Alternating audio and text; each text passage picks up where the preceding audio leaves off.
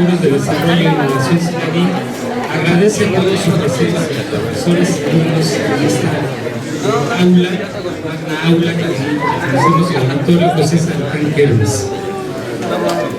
Continuamos con las actividades del ciclo de conferencias acerca de la sismología. El día de hoy con el tema 1985, Crónica del Desastre en la Ciudad de México. Me permito presentar a la mesa. Contamos con la presencia de la maestra Patricia Trejo, secretaria general del plantel, para cumplir una aplauso, por favor.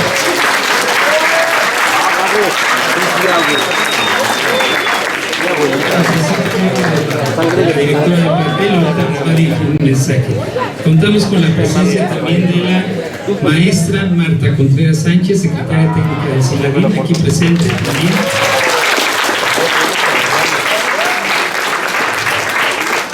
Nuestro ponente invitado, el arquitecto Iván Román Salcido Macías. Un caluroso aplauso.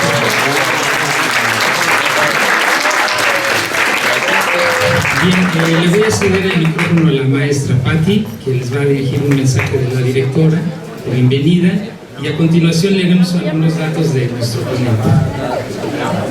Hola chicos, buenos días. Hoy aquí a pantalla, ¿verdad? Hay muchísima gente.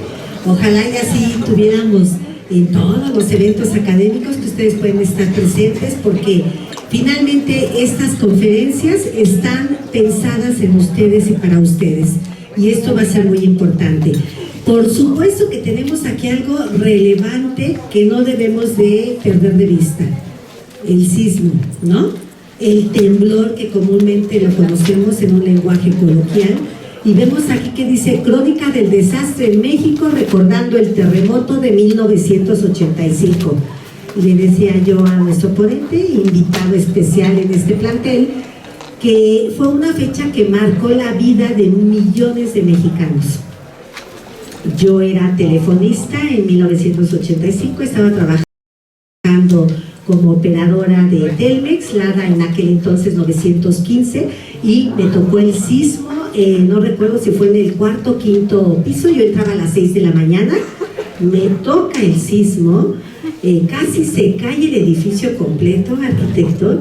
Afortunadamente nosotros teníamos oficinas como, digamos, muy bien reforzadas, pero se desprendieron muchas cosas de la oficina, las frecuencias en las que estábamos también, y de repente nos dice que hay que evacuar después de que sucede el temblor. Pero nunca imaginamos las telefonistas que al momento de salir la ciudad estaba casi completamente destruida, porque era en Antonio Caso donde teníamos las oficinas en Sadi Carnot, y nos tocó ver edificios completos derrumbados, ambulancias por todos lados, los transportes era la locura, y entonces muchas de aquellas personas que trabajábamos en ese lugar hicimos nuestro recorrido inconscientemente, no consciente, para poder buscar transporte. El metro no estaba dando servicio, había un sinfín de ruido de ambulancias, y después vamos viendo que efectivamente esta problemática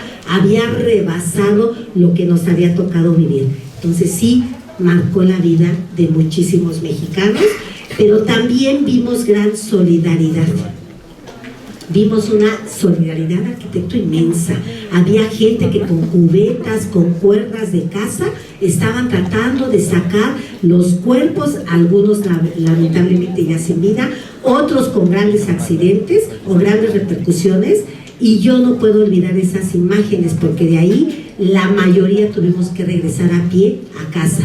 Y después viene la réplica en la noche, en la tarde-noche, igual a las 7, no recuerdo, que también fue terrible, ¿no? Pero yo les doy la bienvenida a quien le compete hacer esta cronología y esta narración, es a nuestro invitado de honor. Pongan atención, porque con un pequeño detalle se pueden salvar grandes vidas, y con un pequeño detalle de conocimiento podemos ayudar a muchos, pero sobre todo aprender a compartir esto que son los valores universitarios: solidaridad y responsabilidad. Bienvenidos, jóvenes. Muchas gracias. Un fuerte aplauso para nuestro ponente. Muchas gracias.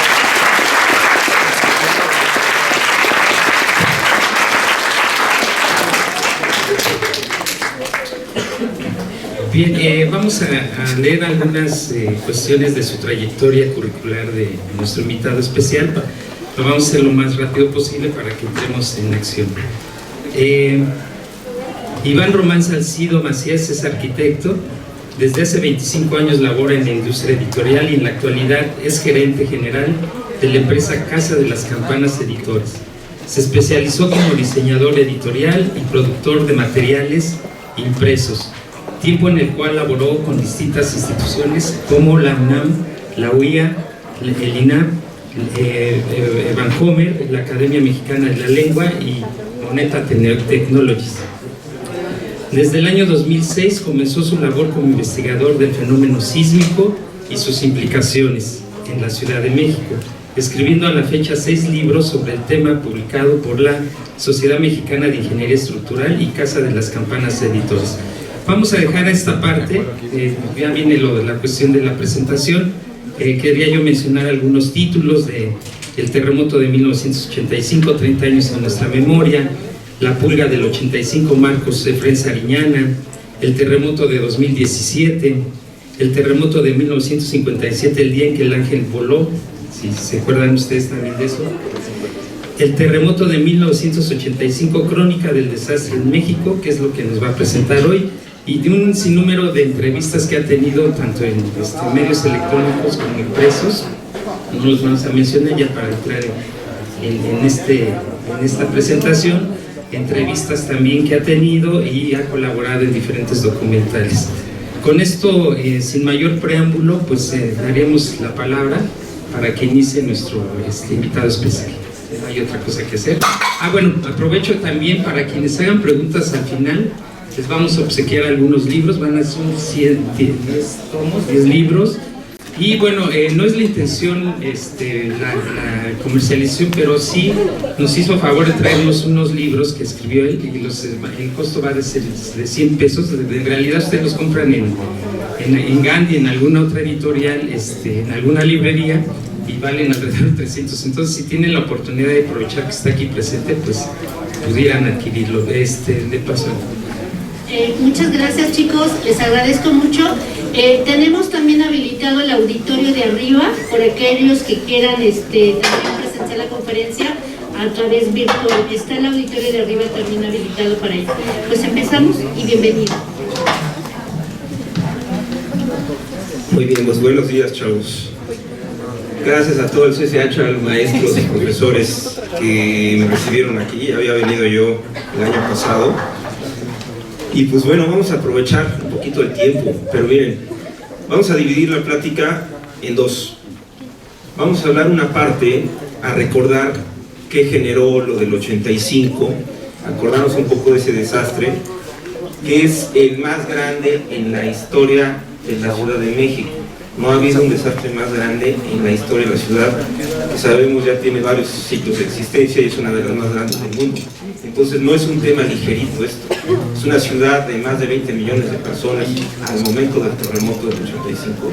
En ese momento era la ciudad más grande del planeta y ocurrió ese desastre. Pero ¿qué tan importante fue esto? Ustedes recuerdan, ustedes ya les tocó un sismo el 19 de septiembre del 2017, un sismo que fue bastante fuerte.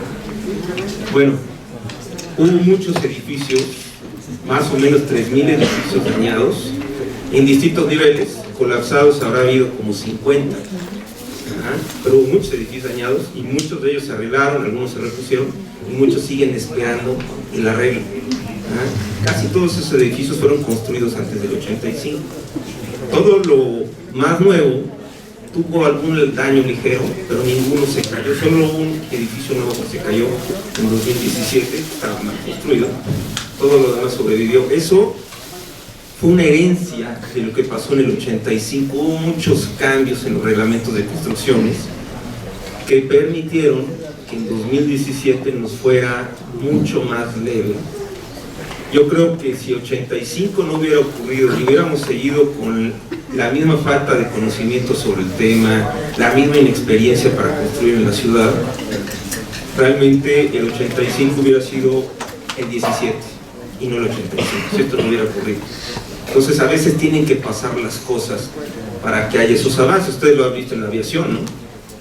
De repente hay un avión que se cae, estudian, y resulta que el avión tenía un defecto, entonces tuvieron que arreglar todos los aviones para que no haya otro accidente similar. Entonces así se va aprendiendo, se van ajustando las cosas, y los terremotos es la misma historia. Ustedes habrán visto que hace unos días hubo un terremoto en Marruecos, que al momento lleva más de 2.500 muertos. Hubo otro sismo impresionante en febrero, que fue en Turquía, seguido por un segundo sismo que ocurrió 9 horas después. Ese sismo generó más de 50.000 víctimas. Estamos hablando del siglo XXI, un país europeo, y hay la cantidad de muertos. Todo porque esas zonas, esos dos lugares, en Marruecos eran 80 años sin que temblara, y en Turquía, y en esa zona, no había temblado casi 200 años. Entonces, ¿qué es lo que pasa? Cuando se olvida el riesgo, cuando pasan las generaciones, se relajan los sistemas constructivos, se relajan las leyes, se relaja todo, pero los sistemas geológicos continúan y están esperando el momento para volver en actividad, generar un sismo y ocurran esas cosas. En México no estamos exentos de ese riesgo, ¿okay? Entonces, bueno, entrando en materia, vamos a hablar del 85. Esa es una época. Miren, esta plática está apoyada, bueno, ya les comentaron, yo soy escritor independiente sobre los sismos. Yo soy arquitecto de la UNAM, yo estudié aquí en CEU, y bueno, este asunto del cronismo y de la investigación sobre este terremoto es completamente pura pasión. Yo soy independiente, hice estos libros, ¿sí? Y más o menos la plática que vamos a tener ahorita está basada en estas investigaciones. Llevo 17 años con esto. Son estas tres: es la trilogía sísmica de la Ciudad de México, que es el sismo del Ángel en el 57, que fue nuestro parteaguas, fue nuestro primer desastre sísmico en la historia de la ciudad. Ese se le recuerda porque se cayó el Ángel de la Independencia en Reforma, y se hizo pedazos en el suelo. Luego viene el 85 y finalmente el 2017. Pero esto no es una historia que acaba aquí. Resulta que en Guerrero, en el estado de Guerrero, hay una brecha sísmica. ¿Qué entendemos por brecha sísmica? Es una franja de territorio que no ha tenido actividad sísmica importante en por lo menos 20 años. Bueno, resulta que esa franja lleva más de 110 años, 112 para ser exactos, sin registrar sismos. Pero es una zona que está muy activa, ¿sí? Ahorita vamos pasando, bien. Tenemos el Océano Pacífico, que es esa parte enorme de tierra entre los dos continentes. Toda esa orilla que vemos ahí es el cinturón de fuego del Pacífico, es donde están los volcanes en el mundo. Y es donde, ¿por qué están los volcanes ahí? Porque son los límites de las placas tectónicas. En los límites de las placas es donde surgen los volcanes y donde se generan los terremotos. Si vemos la costa de México, toda la costa occidental, vean, en la parte de arriba hacia Baja California y todo lo que es de Jalisco hacia abajo, hacia Centroamérica, son zonas sísmicas y son zonas de volcanes, ¿no? Entonces ahí se generan los terremotos. ¿Qué es lo que pasa con el territorio mexicano? Nosotros tenemos la interacción de 5 placas tectónicas. La placa de Norteamérica es donde está el país en sí, donde estamos parados ahorita. Interactúan varias placas, que es la del Pacífico, la placa de Rivera, que eso es Jalisco y Nayarit hacia arriba, la placa del Caribe en Centroamérica, y la que más nos importa es esa, la placa de Cocos. Esa placa está enfrente de Michoacán, Guerrero, Oaxaca y Chiapas, y sigue a una parte de Centroamérica. Esa placa es la mayor responsable de los terremotos que ocurren en México. ¿Qué es lo que pasa con esa placa? Está abajo del mar, ¿sí? Y se está subduciendo o metiendo debajo de la placa de Norteamérica donde estamos parados. Digamos que se mete, corre por abajo. Son dos sistemas de tierra distintos, uno que está fijo y el otro que va circulando por abajo. Y en una parte, ya cerca hacia Puebla y Veracruz, se inclina y se va hacia el manto, se va para abajo. Pero esa interacción en los límites de placa son las zonas de subducción. Las zonas de subducción en el mundo son las que generan los terremotos de mayor magnitud.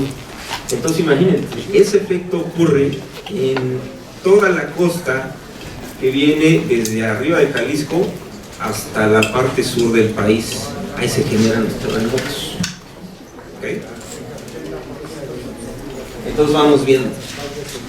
El 19 de septiembre de 1985, vamos a pensar unos minutos antes, se tenían detectadas dos placas, dos brechas sísmicas que estaban atoradas, que era la brecha de Michoacán y la brecha de Guerrero que les acabo de mencionar, una al lado de la otra. Ya los científicos tenían identificado que esas zonas en algún momento se tenían que liberar. Entonces estaba la preocupación, pero no se puede saber cuándo. Yo les decía que va a haber una segunda mitad de esta plática donde vamos a hablar de todas esas ideas erróneas que hay acerca de este tema. Es un buen momento para hacerlo. Y uno de esos es pensar que hay una temporada de sismos o que se puede pronosticar un sismo. Nunca ha pasado y la verdad dudo mucho que vaya a pasar en mucho tiempo por la mecánica que sigue esto. Entonces, se tiene Michoacán y se tiene Guerrero, dos brechas sísmicas, están preocupados los científicos, y resulta que el 19 de septiembre a las 7:17 horas de la mañana, un jueves, se rompe una parte de la placa de subducción, la placa de Cocos, donde el río Balsas desemboca en el Océano Pacífico, en la parte de Michoacán. Ahí se genera un sismo que ocurre a 15 kilómetros de profundidad. No es un sismo tan profundo, pero vamos a pensar que 15 kilómetros pues es casi 2 veces la altura de la montaña más alta del mundo, el Everest. Entonces imagínense esa profundidad tan grande a la que ocurre esto, que por eso no hay manera de pronosticarlo. Esto ocurre muy abajo. Las presiones para ir hacia abajo, la tecnología no la soporta mucho. Usted recordará que hubo un submarinito que hace unas semanas implotó en el mar, que era el Titanic. Bajó 4.000 metros y lo aplastó la presión. Y eso fue 4.000 metros, imagínense a 15. No hay aparato que llegue ahí, por eso no lo pueden pronosticar, ¿no? Entonces ese día se rompe una parte de la placa. ¿Y qué es lo que ocurre? Cuando se ocurre un sismo, viene el rompimiento, se libera la energía y esa energía empieza a viajar por el suelo en forma de ondas sísmicas. Todos los sismos en el mundo tienen 3 componentes, que es la onda primaria, la secundaria y la superficial. La primaria, la superficial y la secundaria viajan de manera diagonal y suben a la superficie. La que viene atrás, que es la onda superficial, esa sube verticalmente y llegando arriba empieza a viajar sobre el suelo, ¿no? Entonces esa onda primaria es la que viaja más rápido y es la que hace que los sismógrafos se activen. Los sismógrafos detectan primero la onda primaria. Esa onda es la que viaja adelante, ¿no? Y esa, por la manera en que se irradia, sentimos que el suelo se mueve de arriba para abajo. Es cuando decimos, es que fue trepidatorio, porque brincaba el suelo, ¿no? Esa onda pierde su fuerza rápida. Entonces, para sentir ese brincoteo, o estamos muy cerca del epicentro, o fue un sismo de una magnitud muy grande que permitió que viajara y sintiéramos esa onda. Detrás de ella viene la onda secundaria y detrás viene la onda superficial, que como su nombre lo dice, viaja por la superficie, y esa es la responsable de los daños a los edificios, que esa es la que carga la energía. Entonces, bueno, el 19 de septiembre a las 7:19 ocurre el temblor, pero a las 7:19 lo sentimos en la Ciudad de México. Esas ondas, cuando suben a la superficie, van viajando por el suelo y conforme van avanzando van perdiendo su fuerza, porque el terreno, la piedra les ofrece resistencia, van perdiendo su fuerza. El problema es que cuando llegan a la Ciudad de México, llegan al valle. Ustedes se acuerdan que antes había un lago, el lago de Texcoco. Se deseca el lago, lo desecan los españoles, y sobre el manto que queda construyen la ciudad. Ese manto, que es un lodo que en algunos lugares llega a tener hasta 65 metros de profundidad, hasta la capa dura del suelo, se comporta como una gelatina. Es una vil gelatina en la que estamos apoyados.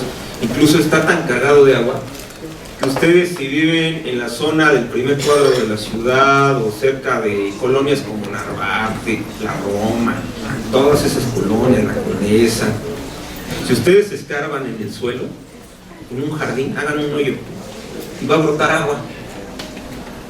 Y a veces ni siquiera es medio metro, a veces es menos, y sale y se hace un charquito. Eso es, ahí se dan cuenta de qué tan cargado está de agua el subsuelo. Entonces, ese suelo lo que hace es que amplifica las ondas que van perdiendo energía mientras van viajando, cuando llegan a ese suelo, se amplifican. Entonces hagan de cuenta que estamos al ladito del epicentro. Ese es el problema en la Ciudad de México. Si no hubiera habido lago, si no hubiera habido ese manto, fuera suelo duro, no estaríamos ahorita reunidos hablando de esto. Tendríamos temblores, pero nunca hubiera ocurrido un desastre. El problema es el suelo. Y ese es un factor que muy pocas ciudades en el mundo tienen. Entonces nosotros estamos comprometidos por varios lados. Un suelo muy malo en una zona sísmica de las más activas del mundo. Fíjense, es tan activa las placas tectónicas, la actividad de los temblores en México, que el año pasado se contabilizaron 80 sismos diarios en territorio nacional durante todo el año. 80 sismos diarios, divídenlo en 24 horas. Imagínense cada cuánto tiembla. Todo el tiempo está temblando. Obviamente no lo sentimos todos, pero los aparatos sí. Entonces, bueno, se genera un sismo de magnitud 8.1. ¿Qué es la magnitud? La magnitud es una medida de la energía liberada. Fue una manera de poder determinar cuánta energía se liberó, ponerle un número para determinar qué tan fuerte fue, ¿no? Entonces, un sismo de magnitud 8 es 32 veces más fuerte que uno de magnitud 7. Entonces digamos que el del 85, que tuvo 8.1, comparado con el 2017, que fue 7.1, estamos hablando que fue 32 veces más energía liberada. Entonces cada punto, estamos hablando de una cantidad enorme. Ustedes recuerdan que igual en septiembre de 2017 hubo un sismo el 7 de septiembre, que vino del Golfo de Tehuantepec. Ese sismo tuvo 8.2. Decimos México, 85 fue 8.1. Decimos, pues fue casi lo mismo. No fue lo mismo. Ese punto 1 es el doble de energía, o sea, liberó el doble de energía del terremoto del 85. Lo que nos protegió es que recorrió el doble de distancia. Lo sentimos muy fuerte en la ciudad, pero cuando llegó y golpeó, ya había perdido gran parte de su fuerza en el camino. Ahí nos protegió. Entonces, bueno, en las costas de Michoacán se genera 15 kilómetros, recorre casi 400 kilómetros. Y ahí tenemos el mapa de México. Ahí tenemos 4 epicentros muy importantes. El que está cerca, ahí donde dice Ciudad de México, es el del 19 de septiembre. Y miren los otros 3 que fueron de mayor magnitud. El de arriba, 85 fue 8.1. El que sigue es el del Ángel, que fue 7.8. Y el que sigue es el que mencionamos del Golfo de Tehuantepec, de 8.2. Ese está empatado como el sismo más fuerte registrado en la historia instrumental de México. ¿Ya vieron cómo están en la costa? Los epicentros están en la zona de subducción. ¿Se acuerdan lo que decíamos? Cuando se unen las placas donde generan los terremotos, esos se generan ahí. Y miren, estos son unos periódicos del día en que se genera el terremoto del 85, zona de desastre, alarma, desastre nacional. Pero ¿qué pasa en ese entonces? Nosotros no conocíamos, todos los estudiantes, yo que estaba en secundaria, toda la población entonces, crecimos con los temblores. Ustedes han sentido una gran cantidad de temblores en México, han crecido con los temblores, pero nunca pasaba nada, ¿no? Sabíamos que temblaba, sabíamos que se empezaba a mover algo, se calmaba, y al rato era la pregunta obligada de cómo te fue de temblor, ¿okay? En la escuela o donde fuera. Ese día llega el sismo, empieza como cualquier otro, empieza a ganar energía, nos empezamos a preocupar, pero llega un momento donde rompe la escala a lo que estábamos acostumbrados. Se sentía que el suelo apenas estaba empezando a mover y ya lo estábamos identificando como un fenómeno completamente fuera de lo normal, y empieza a crecer su energía, y es cuando nos damos cuenta que estamos ya en un evento que pocas veces en la vida se puede enfrentar y que poca gente en el mundo ha enfrentado. O sea, es un terremoto enorme, que es seguido al día siguiente por otro terremoto. Normalmente la gente dice, es que hubo la réplica del sismo el viernes en la noche. No fue réplica, fue otro terremoto. Fue en una zona distinta a la ruptura del jueves. Estos periódicos que ven aquí son del sábado 21 de septiembre. A las 19:38 horas, como dice ese periódico, ocurre un segundo terremoto. Imagínense, había gente en edificios colapsados, estaban trabajando, había mucha gente con vida debajo de los derrumbes. Incluso había 2 hospitales que se cayeron, el Hospital Juárez y el Hospital General de México, que había bebés con vida que en ese momento todavía no se descubrían, y se descubrieron todavía unos días después y estaban con vida. Y eran bebés que antes del sismo tenían 2, 5, 8 horas de haber nacido, estaban ahí atrapados cuando esto ocurre. Este es otro de los periódicos, vean cómo lo ponen. Como es ahora, o sea, todo el mundo decía, ¿cómo es posible que ocurrió esto y nadie sabía? Ese es el problema de no tener información. Que decían, a ver, este riesgo, ¿por qué no nos lo mencionaron? Yo me tuvo que pasar esto para que yo me enterara que había habido un sismo en 1957 que Tiola, que no lo decían en escuelas, no había documental, no había nada de información. Y en ese entonces el concepto de protección civil tampoco estaba, no se utilizaba en México, no existía. Pues miren, la cuantificación de daños, fíjense, 5.728 edificios se dañaron. Derrumbes totales fueron 859. En 2017 fueron 49 edificios, y eran edificios de 5 pisos, edificios chiquitos. De los que estamos hablando en el 85, estamos hablando de secretarías de Estado, como la Marina, como la Secretaría del Trabajo, como la de Comercio. Se cayeron hoteles, como el Regis, el Hotel de Carlos en la Plaza de la República, el Hotel Romano, varios, se cayeron escuelas, como el Conalep, se cayó otra escuela, el Instituto Cultural allá al sur de la ciudad, la secundaria de Tepec, ¿no? Pero el problema fueron los habitacionales, que fueron la mayoría de los edificios, y tomando en cuenta que el sismo fue a las 7:19, la mayoría de la gente todavía estaba en sus casas, había gente preparándose para la escuela, para el trabajo, estaban ahí adentro. Viene el terremoto y afecta a multifamiliares como el Juárez, que está, todavía quedan unos edificios allá en la colonia Roma, o el mismo Tlatelolco, ¿no? Y la delegación dañada siempre es Cuauhtémoc. Cuauhtémoc es donde está el centro, donde está Reforma, donde está la Roma. La delegación Cuauhtémoc es donde estaba el antiguo lago. Por eso, cada vez que tiembla, siempre la delegación Cuauhtémoc es la primera que se atiende, porque es donde hay mayor peligro. Tipo de daños, fíjense, ¿qué es lo que afecta a los edificios? Pues bueno, después del 85 hubo muchos cambios en el reglamento de construcciones y se empezó a construir mejor, pero quedan muchos edificios de esa época que siguen en pie, que de hecho son la mayoría. Pero bueno, antes del 85, como no se tenía identificado este riesgo y no se tenía tanta experiencia, los edificios estaban mal construidos. Y cuando están mal construidos, y no hablo de todos, pero había muchos casos que sí, ocurre lo de Turquía y lo de Marruecos que decíamos al principio. Eran edificios que no estaban preparados para una zona sísmica como la que vivimos. ¿Okay? Luego, los edificios que están en esquina, ustedes los han visto, que tienen un edificio que tiene una fachada para una calle y en la esquina tiene otra fachada, tiene doble entrada. Esos edificios obviamente tienen un muro cerrado de un lado y un muro cerrado del otro. Entonces ahí hay una diferencia de estructural, de fortaleza. Las fachadas están llenas de paredes y de puertas y de ventanas, no son tan rígidas como los muros de atrás, que son completamente cerrados, son más rígidos. ¿Qué pasa con esos edificios? Se tuercen, sufren torsiones. Entonces lo peor que le pueden hacer a un edificio es torcerlo. Los edificios están hechos para aguantar la fuerza de gravedad, que es una fuerza vertical. Por eso cuando dicen que fue trepidatorio, el edificio de un salto, pero bueno, está funcionando de manera vertical, aguantan esos temblores. El problema es cuando les pegan de lado.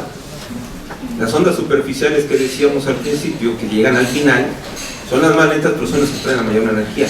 ¿Y qué es lo que generan? Que generan un empujón al suelo, un empujón lateral. Entonces, haz de cuenta que están empujando al edificio. Entonces, el edificio está diseñado para aguantar la fuerza de gravedad, pero no para que lo empujen. Y si tomamos en cuenta que están en esquina, se tuerce, entonces las estructuras se rompen y se caen. Por lo regular, hay muchísimas fotos de edificios de los 3 sismos que hablamos están en esquina, y no es casualidad. Luego los edificios, miren, cuando están muy pegados, cuando no se respetan las distancias entre uno y el otro, ¿qué pasa? Los edificios cachetean o se golpean. Y por lo regular, cuando son de distintas alturas, uno le hace banquito al otro, que es lo que pasa ahí, ¿no? Fíjense cómo el edificio después, de la izquierda, se vence en su base, y además la parte de arriba que pega con la esquina del otro es donde se rompe el edificio. Es un efecto de banquito, o estructuralmente se le llama un efecto de columna corta, que no lo deja mover libremente. ¿Sí? Otro es el piso blando. Ustedes han visto que hay muchos edificios que la planta baja es usada para estacionamientos, para meter coches. Entonces ustedes ven el cajón del edificio, ven la caja parada sobre unas columnitas. Ese piso de abajo, que está lleno de columnas, se le conoce como piso blando. Funciona como un fusible. Entonces, ¿qué pasa? La resistencia del piso contra la caja de arriba, que es completamente cerrada, se rompe por la parte más débil si no está adecuadamente reforzada. ¿Qué es lo que pasa? El edificio se siente. Casi muchos de los edificios que caen en 2017 cayeron por ese efecto.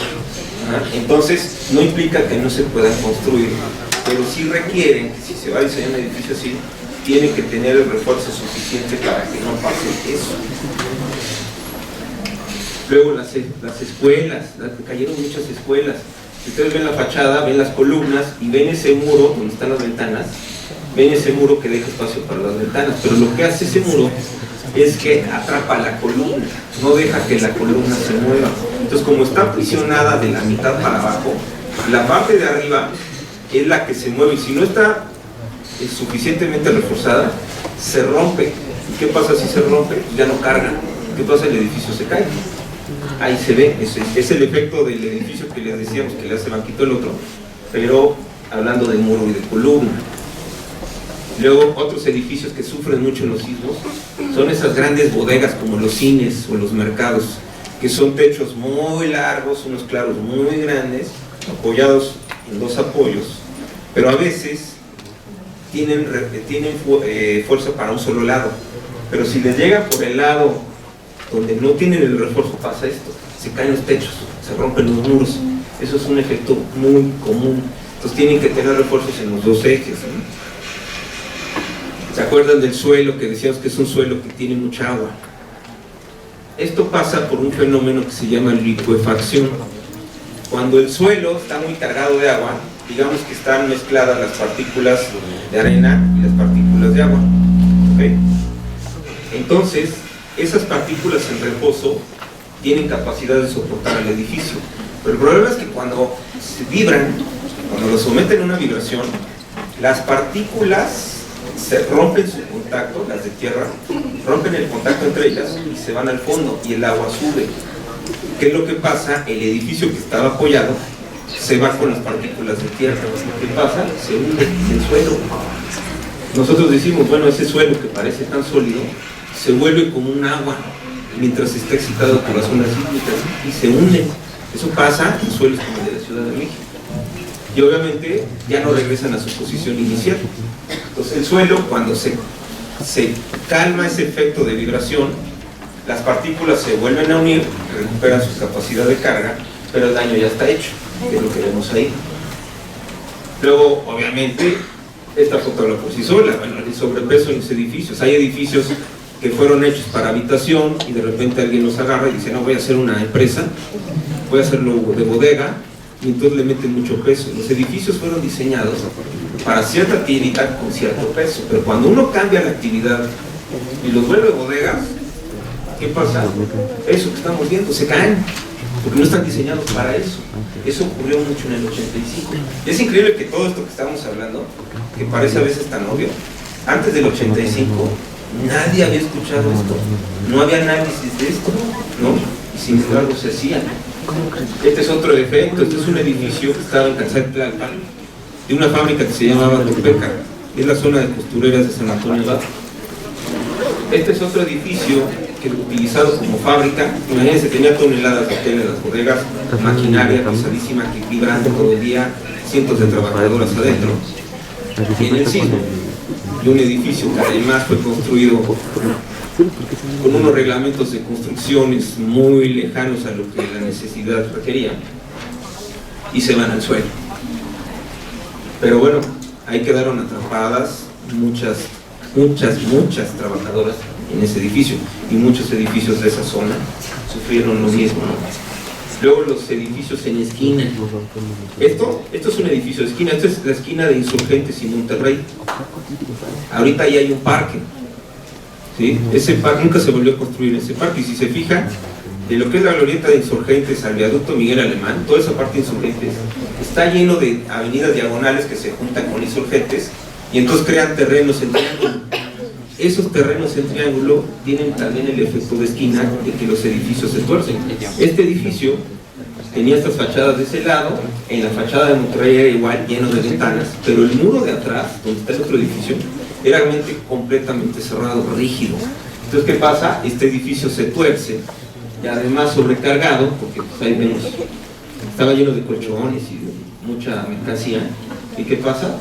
Se van para abajo, ¿no? Ahí hay un parque, ahí no se ha vuelto a construir. Luego, ¿qué pasa con los daños por edificio vecino?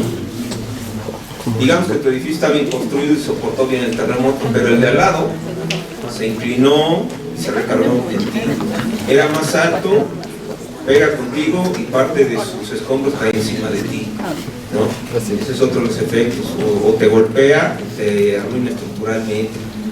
Ese es otro problema. Entonces, que están tan pegados que se rompen entre ellos, ¿no? Luego los edificios alargados. Miren, esta es una escuela del Politécnico, es una vocacional que está muy cerca del centro. Cuando son muy alargados los edificios y no tienen el sustento en la base, ¿qué pasa? Hacen como un efecto como de vigorete. Entonces, ¿qué pasa? Se están torciendo y entonces se vencen en la base. Este edificio no tenía muros de carga, era un edificio que era de puras columnas. Entonces, cuando estamos hablando de una zona sísmica, tiene que haber muros de carga, porque si el edificio no es fuerte y sólido, se crean esos rompimientos y se va para abajo. Luego hay edificios, son dos torres, las torres de Tehuantepec, muy cerca del Centro Médico Nacional. Esas torres tenían 13 pisos, eran dos. Se inauguraron el año del terremoto, duraron 8 meses y se cayeron. Pero además eran habitacionales, entonces el 95% de las personas que vivían ahí fallecieron en esos edificios. Después se hicieron estudios, no muy serios, hubo gente que vivía ahí, que eran ingenieros, hicieron sus propios estudios y se dieron cuenta que estructuralmente eran una porquería esos edificios, y sin embargo los levantaron. Entonces ahí falleció mucha gente. Luego la falta de mantenimiento. Este es el edificio Nuevo León en Tlatelolco. Era un edificio de 3 módulos, muy largo, medía 150 metros de largo por 13 de alto, dividido en 3 módulos. Aquí se caen 2 módulos. ¿Pero por qué se caen esos 2 módulos? Porque estaban inclinados. Volvemos a lo mismo, el suelo blando, no tenían cimentaciones profundas. Entonces los edificios se hunden, pero no se hunden parejo. Uno se recarga en el otro. La gente del Nuevo León lo sabía. Dicen, este edificio corre peligro en un sismo porque se está tocando, se van a pegar los módulos. Después les meten unos pilotes de control.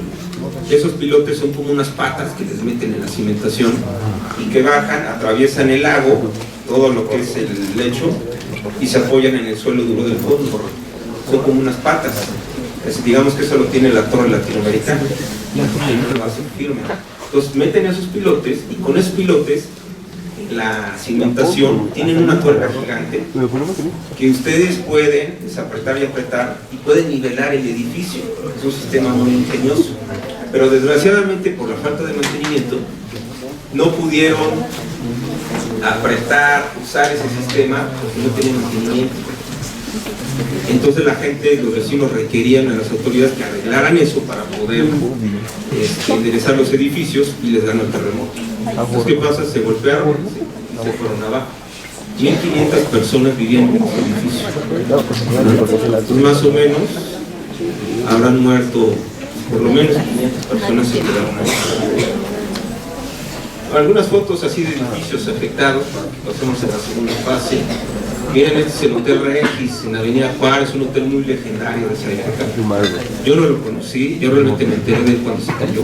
Pero es Avenida Juárez y esquina Valderas. Así quedó, se vino abajo. Esta es como la imagen icónica del terremoto, porque ahí está el reloj que se detuvo a la hora del terremoto. Y ese hotel era un símbolo de la ciudad, porque toda la gente importante llegaba a ese hotel. Ahí se quedó mucha gente, al lado está la tienda de Salinas y Rocha, que también resultó dañada, y al lado está la Alameda. Es uno de los símbolos. Miren, es un montaje. Ese es el parque de la solidaridad, que es donde estaba el Regis, y así me lo imagino, ¿no? Cada vez que paso, como que se ve el fantasma de lo que estaba en ese terreno en el 85. Luego estamos hablando de Nuevo León.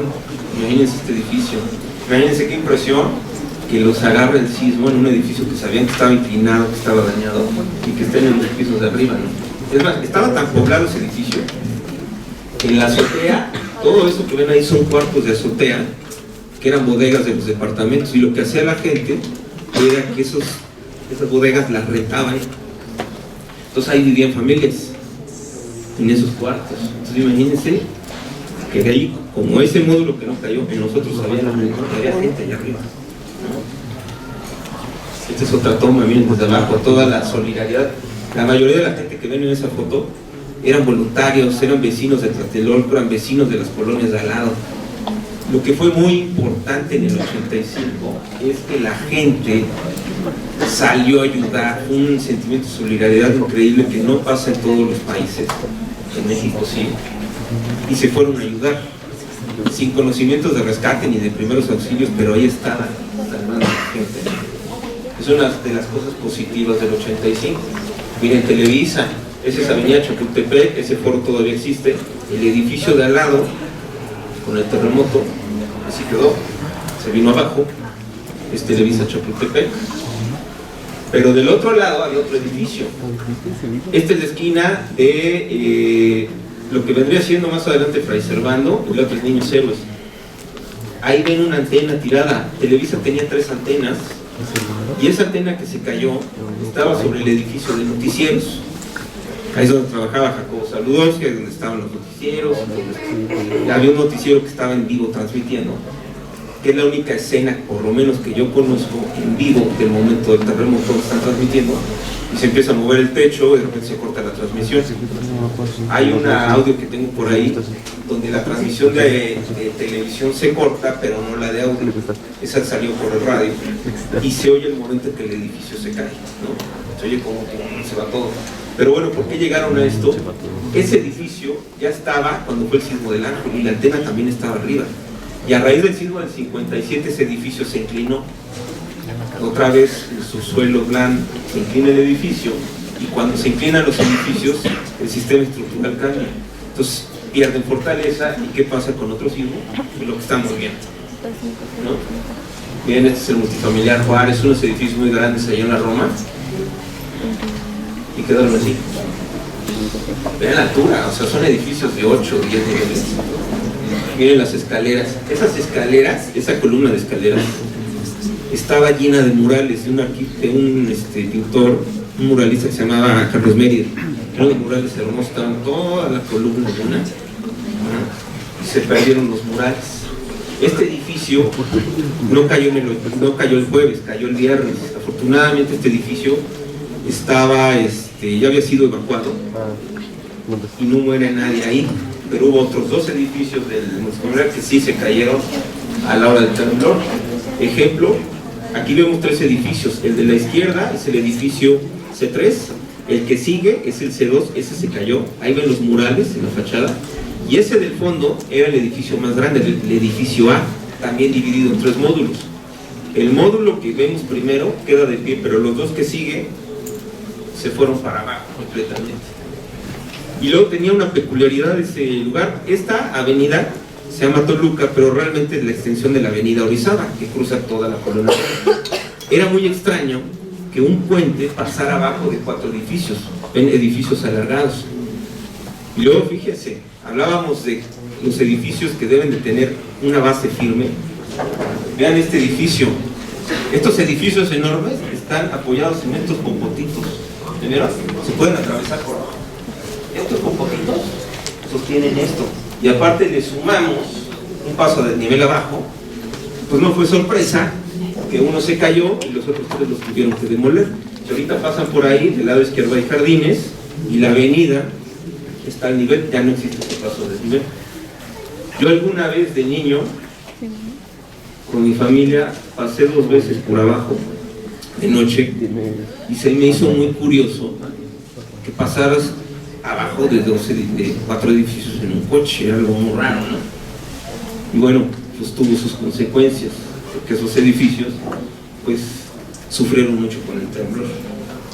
Miren, ahí está el puente, este es el edificio que les digo cómo se cayó. Imagínense que estaba lleno de familias, que se iban a la escuela, ¿no? Ahí hubo gente que salió con vida, pero mucha gente no pudo sobrevivir. Este es el conjunto Pino Suárez. Este edificio, abajo está el metro Pino Suárez. Si van ahorita, esa base todavía existe y hay como una zona comercial que tiene un techo como ondulado, está arriba de esto. Esa base todavía existe. Esos edificios ocupaban esa baja, que abajo estaba la estación del metro. ¿Qué es lo que pasa? Ese edificio, este que vemos aquí, ¿sí? Este fue el edificio más alto que cayó en el 85. Lo extraño es que eran de acero. Es muy raro que los edificios de acero caigan, son muy resistentes, no pesan, ¿no? Sin embargo, deficiencias constructivas, además de que estos eran juzgados, estos edificios eran tribunales, juzgados, todo eso. Entonces, esa torre tenía montonales de archiveros en todos los pisos, pero no estaban simétricamente en la torre, estaban de un lado nada más. Esa diferencia de peso que provoca torsiones. Entonces, este edificio se rompe en su base, se rompe aquí es donde viene la falla, y esta torre completita se viene hacia abajo, hacia Fray Servando, y cae sobre esta. ¿Se acuerdan del daño por edificio vecino? Cae sobre esta. Así se viene y ¡paz! La aplasta.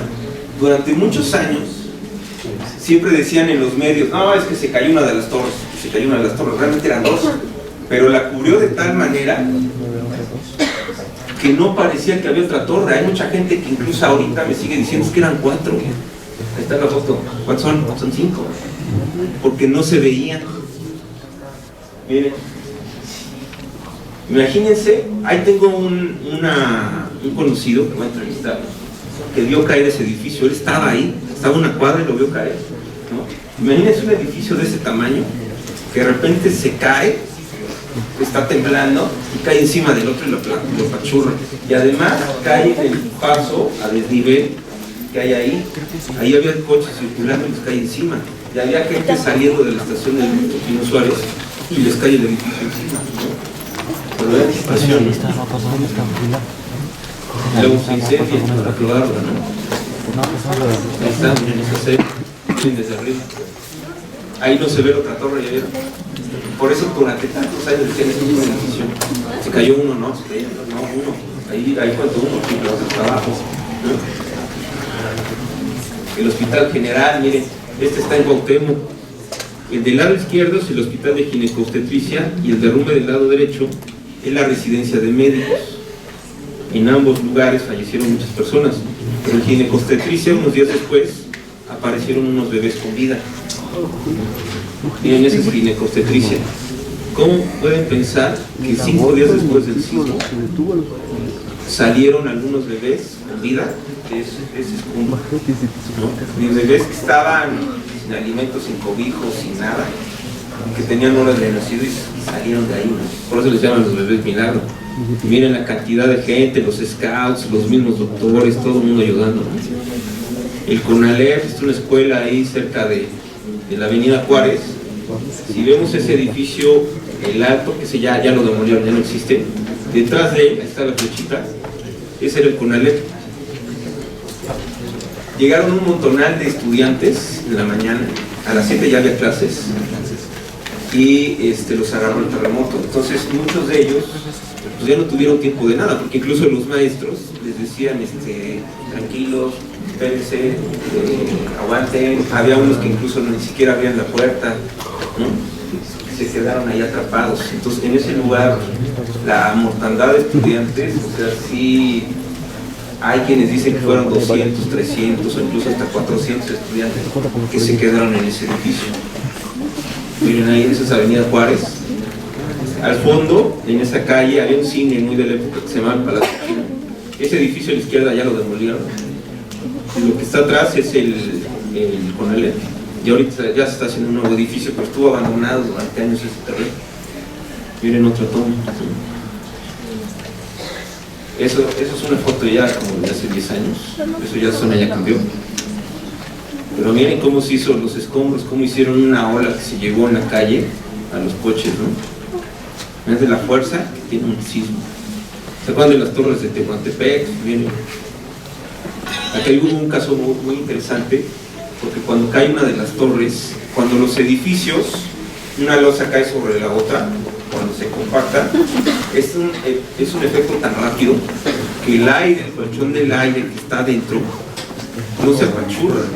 Ese aire sale por algún lugar. ¿Qué es lo que pasa? Se genera como un tornado adentro del derrumbe. Entonces hubo una señora que estaba con su familia y ella estaba cerca de una ventana.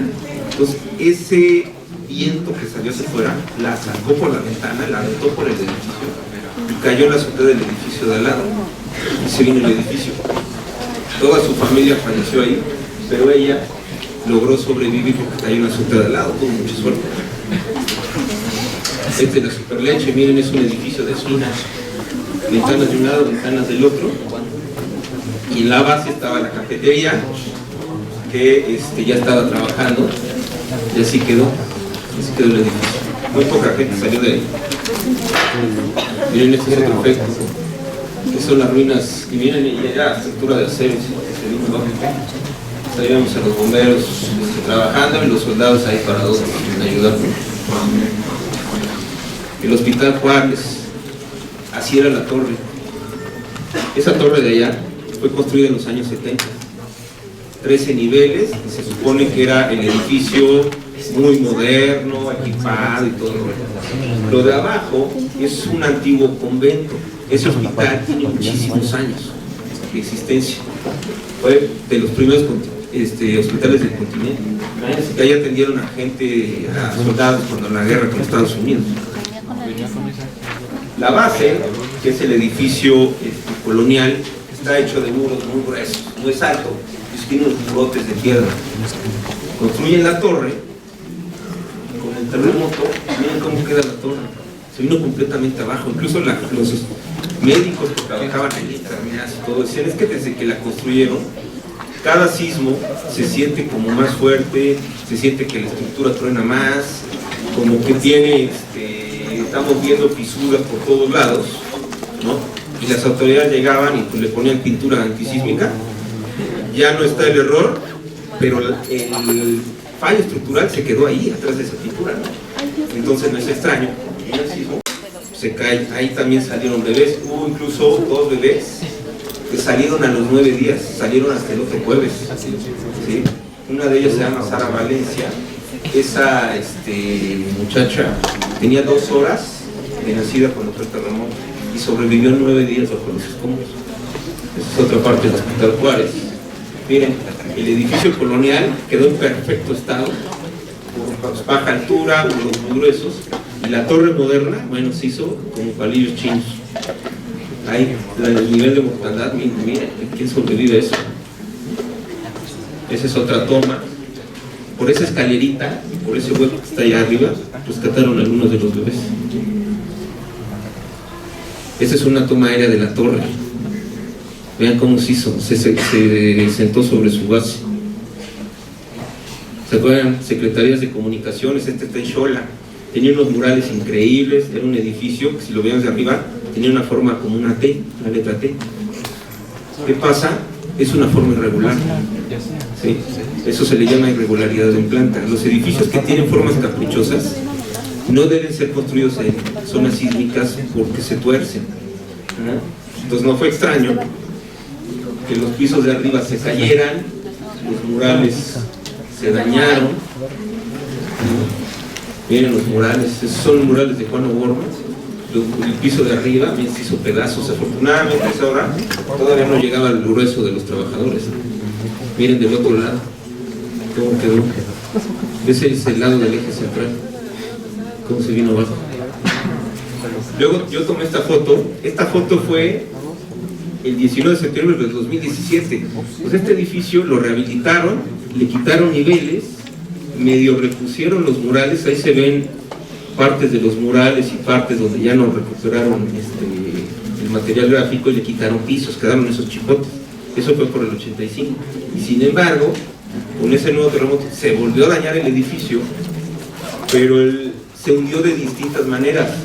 De aquel lado se hundió para allá, de este lado se hundió para el lado contrario. Incluso esa torre no se alcanza a ver, pero está inclinada y todavía está. Si ustedes pasan, véanla y está chueca, ¿no? Esos edificios pues ya no se pueden usar. Se están quitando los murales ahorita y no se sabe qué se va a hacer con ellos. Pero el edificio ya está tan inclinado que ya no se puede utilizar. O sea, hay medidas de pendientes donde todavía puede ser cómodo para la gente, pero ya llega un cierto nivel de pendiente donde ya no es vivible, ya es tan evidente que la gente no puede estar ahí. Por eso ese edificio se va a demoler. Esta es la secundaria de Chapultepec, que así quedó. Pero fíjense lo que es el desconocimiento. Este era un edificio muy largo sobre Avenida Chapultepec y en la parte de atrás había un patio igual de largo. Pero lo que es el desconocimiento, o sea, para poder salir a la seguridad de la calle había que cruzar el edificio. Entonces cuando tiembla, una madre de familia y 6 estudiantes iban cruzando el edificio para llegar atrás y se les cae el edificio encima y fallecen. ¿Qué es lo que pasó entonces? Miren, ahí está el jardín, ahí están las escaleras que caen, ya está cómo se siente en la base. Pero fíjense cómo no hay una conexión segura entre el jardín y la calle, ¿no? Entonces, ya una vez que muerto el niño, a tapar el pozo. ¿Y qué pasó ahora? Ahora lo hicieron al revés. Ahora el jardín, el patio, está hacia la calle y el edificio lo echaron para atrás, de una manera más segura. Pero ya vieron, tuvo que ocurrir un terremoto para hacer las cosas como debieron haber sido desde un principio. Esta es una imagen actual de esa secundaria. Este edificio de departamentos en Zacatecas, miren, ¿se acuerdan de lo que hablábamos de la licuefacción? Que la tierra se hunde y el agua sube. Este edificio es el mejor ejemplo. Ahí está la cimentación del edificio. Entonces, cuando el suelo se baja, sube el agua. Incluso yo lo llegué a ver en un tour que hice 2 meses después. Todavía estaba este edificio ahí inclinado. Yo lo vi así. Y los estacionamientos que quedaron como si fueran sótanos estaban inundados. Yo decía, ¿por qué están inundados?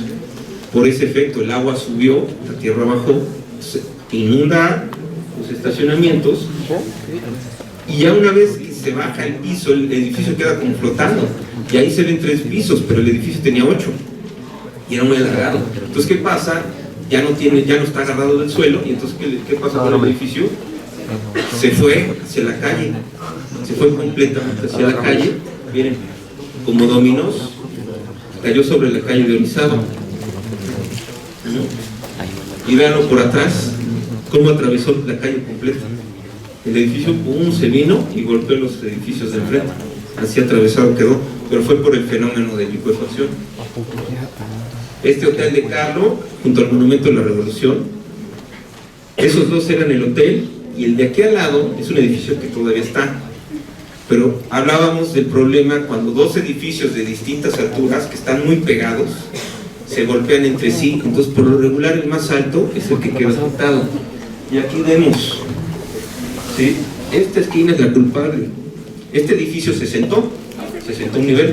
Entonces, este nivel que estaba aquí llegaba a esta esquina. Entonces, cuando los 2 edificios se golpean, pega en la parte dura de y aquí es donde viene la falla y el edificio se sentó. Afortunadamente no se fue completo. Esta parte alcanzó a soportar el peso de arriba.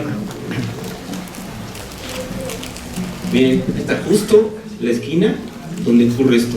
Entonces, ¿qué pasa? Los edificios no pueden estar juntos. Incluso hay edificios que sí se respeta un poco esa distancia entre uno y el otro, pero ¿qué es lo que pasa? Que con el tiempo empiezan a acumular basura y desechos, y echa gente en las azoteas, echa cosas ahí. ¿Y qué es lo que pasa? Pues los unen, esa basura es como si estuvieran pegados. Y entonces cuando tiembla, ocurren esas cosas. Miren cómo quedó. Aparte de que se sentó, se inclinó, imagínense los vecinos de atrás que veían esa cosa encima, ¿verdad? Y el edificio de al lado, que es un edificio de esquina, ¿verdad? Acuérdense que es fachada aquí, fachada del otro lado y la pared completamente cerrada. Vean el efecto de las torsiones, cómo botó los muros de la estructura. Estos muros no cargan, lo que cargan son estas columnas y estas traves.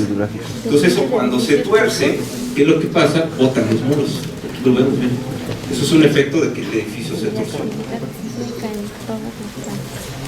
Y bueno, símbolos del desastre, así para que pasemos rápido. Ya no sé cuánto tiempo llevamos. Ya nos va a quedar poquito tiempo, pero miren. Los símbolos son periodistas, sobrevivientes, rescatistas voluntarios, mucha gente que estuvo en esos momentos. La tragedia fue tan grande y veías a la gente en la calle que necesitaba ayuda, que muchas personas decían, ah, pues yo tengo que ayudar, yo tengo que ayudar. Aquí tenemos un amigo que laboró en el Hospital Juárez, ahí lo tienen, él fue voluntario, él estuvo trabajando en ese hospital, salvando gente. Ajá. Nunca sabemos cuándo nos va a tocar a nosotros. A lo mejor a nosotros, o a ustedes más bien, en algún futuro les va a tocar hacer lo mismo, ¿no?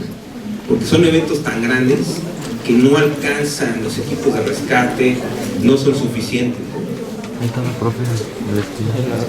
Ok, pues miren, me voy a parar acá porque les quiero enseñar otra cosa.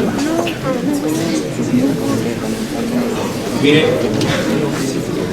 este asunto de los terremotos deja muchas historias, deja muchas lecciones, deja mucho conocimiento. Yo llevo 17 años, aparte de investigar, de recopilar, tengo una página en YouTube que se llama Historias de Terremotos.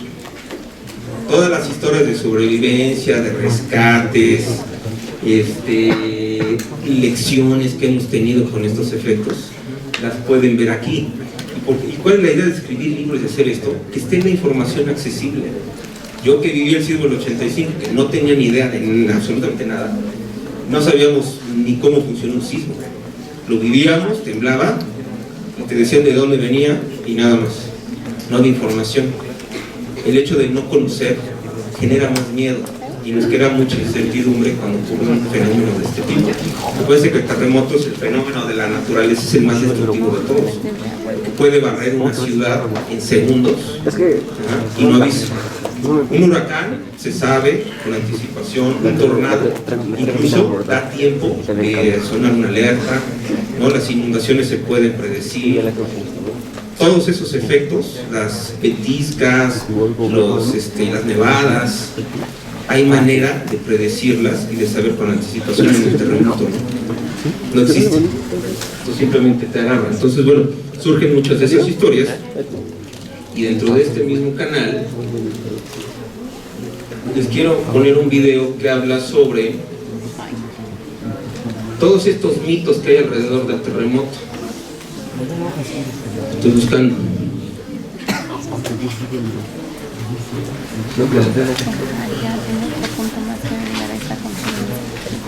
Entonces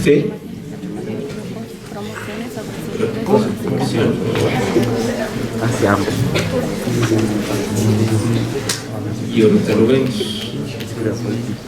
Lo que vamos a ir haciendo es, cada que aparece un punto lo desmentimos, porque se siguen escuchando un tonal de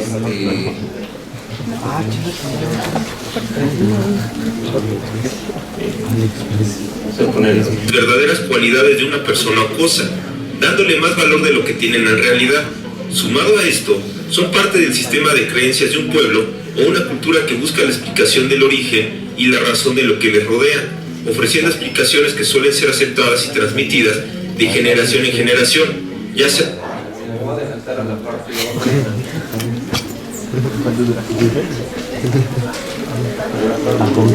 Parte importante. Vamos a tener. Ah, no. ¿Por qué sale? ¿Tienes para pedir, no? Ahí están los papeles. Es más, voy a quitarlo. No lo necesitamos.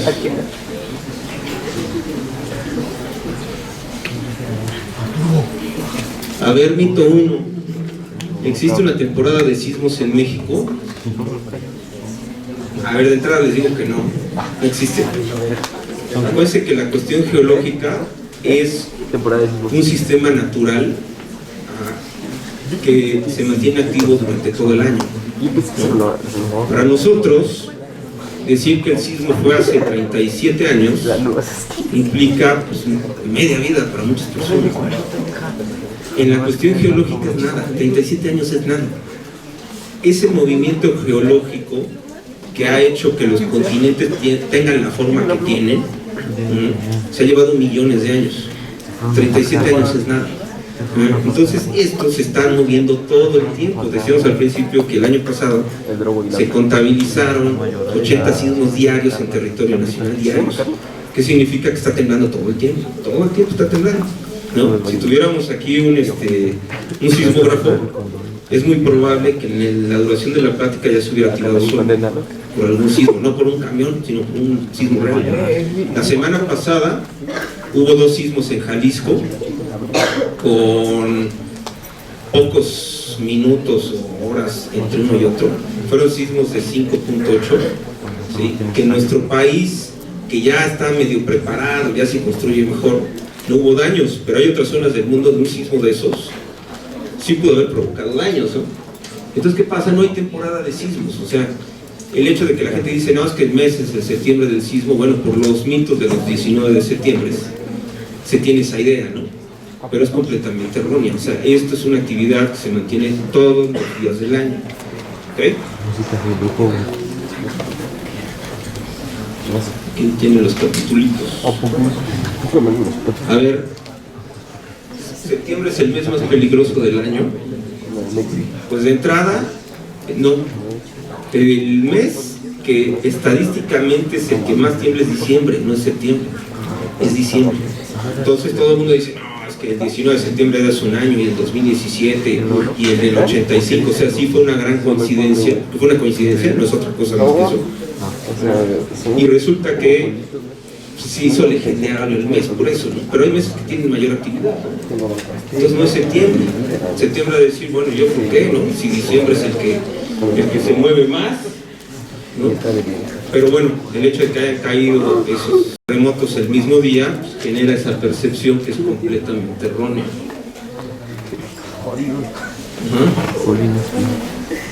Aquí decimos, septiembre es el mes más peligroso del año, pues no. Decíamos es diciembre porque estadísticamente es el que más sismos ha registrado, pero en realidad todos los meses son peligrosos. Si revisamos la historia sísmica de México, vamos a encontrar sismos importantes en todos los meses. Ejemplo, el sismo del Ángel fue en julio, el del 85 fue en septiembre. El terremoto que tiró la Universidad Iberoamericana en Tasqueña fue en marzo. El gran tsunami que hubo en Manzanillo a mediados del siglo XX fue un tsunami tremendo provocado por un sismo terrible, fue en junio. Y si le buscamos, en cada mes vamos a encontrar un sismo de importancia histórica. Entonces septiembre no tiene nada de peligroso, realmente es una actividad que se lleva todo el año. Otro comercial.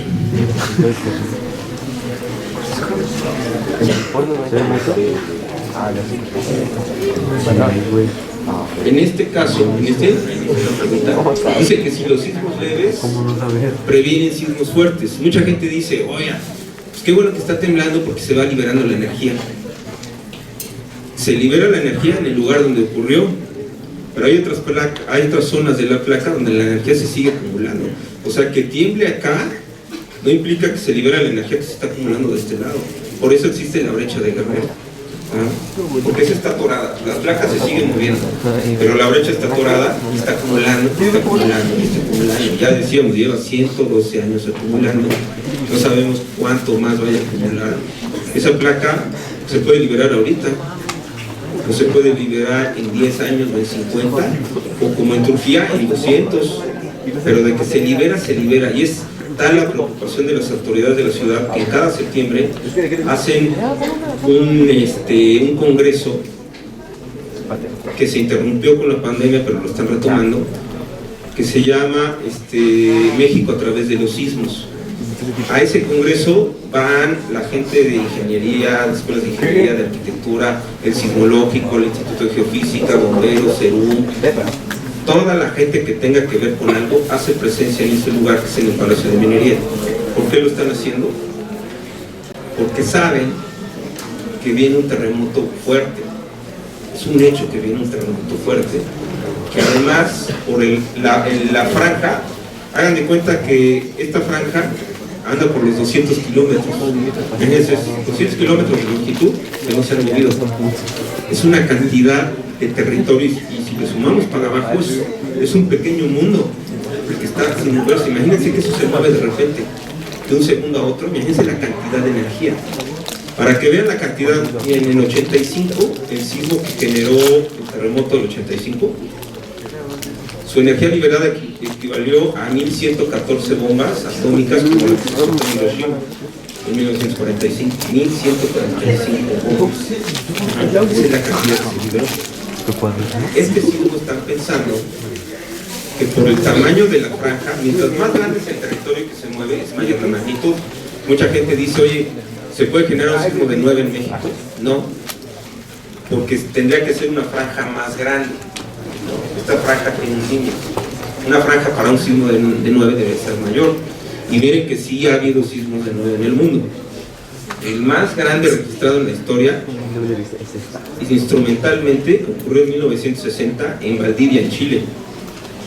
Una zona que en ese entonces no era tan poblada, pero ese sismo, imagínense, midió 9.5, que es el sismo del 85 multiplicado por 32, y el resultado lo multiplican por 16.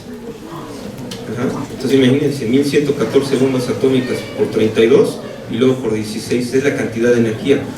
Fue tan fuerte que incluso el eje de la Tierra se alteró, se movió la Tierra. Ese es el sismo instrumental más grande. Fue en el área, ¿se acuerdan del mapa donde veíamos el Pacífico y se veía el cinturón de fuego? También en el mismo cinturón de fuego ocurrió. Y el segundo terremoto, que fue en Alaska 4 años después, fíjense, 4 años después, en 4 años ocurrieron los 2 terremotos más fuertes registrados en la historia del hombre. Ocurrieron en una diferencia de 4 años. Imagínense a qué riesgo estamos enfrentando, y también fue dentro del cinturón de fuego, que se fue en Alaska. Ahora la siguiente. ¿Se acuerdan ustedes de las luces del terremoto? Las han visto de noche, ¿no? Mucha gente dice, es que el suelo, al vibrar, hace que se rocen las partículas, que se suelta magnetismo o algo así. Hay una teoría que dice que eso es posible, pero no está comprobada. Lo que se sabe realmente es que esto realmente son los transformadores y los cables de luz que están vibrando y se tocan. Cuando se tocan dan un chispazo. Y si estamos hablando de que es la noche, un chispazo viaja una distancia bastante considerable y se ven esos chispazos en el cielo. Pero realmente no son luces del terremoto, son transformadores que estallan y cables que se tocan. Entonces eso de luces del terremoto también es falso. La roja, la de carrera, dice, realmente sirve el triángulo de la vida. Los grupos de rescate, así reconocidos, dicen que ese triángulo que está ahí realmente no funciona. No tiene una base científica. Podemos ver fotos de derrumbes donde se ve que el mueble aguantó. Puede ser un mueble que tenga un hueco abajo, hagan de cuenta un escritorio, una mesa de esas. Te puedes poner al lado de ese mueble y a lo mejor algo muy largo que caiga crea este efecto. Se apoya aquí y tú te proteges acá. Pero también puede ser algo que sea nada más de este tamaño, que caiga. Entonces, ¿cuál triángulo? Si esto cae de aquí arriba, ¿dónde estás más seguro? Pues abajo del mueble, ¿no? Nosotros cuando tiembla, pues no pensamos que se va a caer el edificio.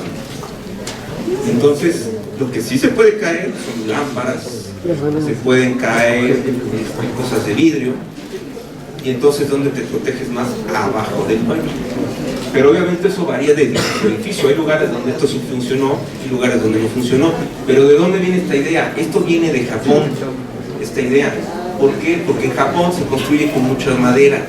Los edificios, muchas casas sobre todo, están construidas con estructuras de madera, bolines muy largos, vigas muy largas de madera, que esas cuando caen generan estos espacios que se apoyan sobre las otras vigas y sobre los muebles que crean estos espacios. Pero en un edificio hecho de mampostería, o sea, de piedra o de piedras apiladas, pues eso no funciona, porque eso se desgrana y forma pedazos chiquitos. Entonces muchas veces estás más protegido si te pones abajo del mueble. Aunque en otras ocasiones, ustedes recuerdan el edificio de Álvaro Obregón, que se cayó en 2017, fue donde más gente murió. Hubo fotos, que incluso las he visto, porque hay otro libro que por cierto voy a presentar, es un libro sobre ese edificio, que presento el próximo miércoles. Lo hice junto al ingeniero estructural que se encargó de estabilizar esas ruinas para que los equipos de rescate nacionales y extranjeros pudieran trabajar seguros para extraer a los cuerpos.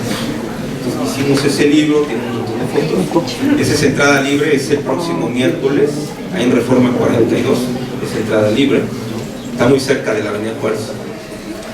Y hablamos incluso de lo que pasa en ese edificio. Hubo mucha gente que falleció ahí y hubo gente que sobrevivió.